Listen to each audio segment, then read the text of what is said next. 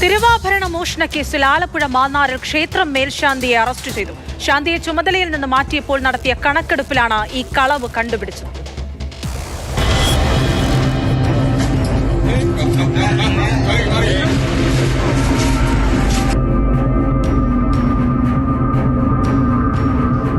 വർഷത്തിലധികമായി കുട്ടമ്പേരൂർ ശ്രീദുർഗാ ദേവി ക്ഷേത്രത്തിലെ മേൽശാന്തിയാണ് നാട്ടുകാരനായ ഇളമൺമഠം രാധാകൃഷ്ണൻ നമ്പൂതിരി.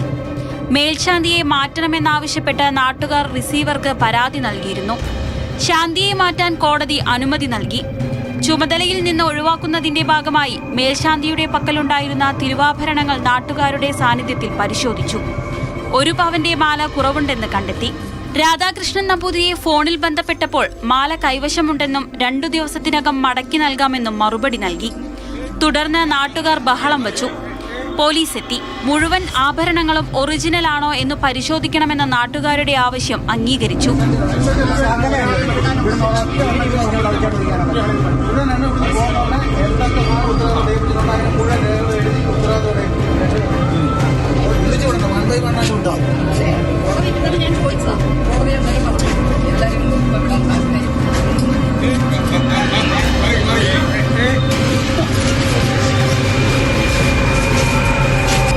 സ്വർണ്ണപ്പണിക്കാരനെ വിളിച്ചുവരുത്തി ആഭരണങ്ങൾ പരിശോധിച്ചു.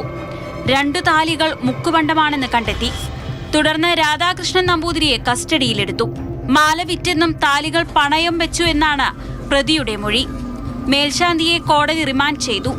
ഭരണസമിതിക്കെതിരായ അഴിമതി ആരോപണത്തെ തുടർന്നാണ് ക്ഷേത്രഭരണം കോടതി റിസീവറെ ഏൽപ്പിച്ചത്.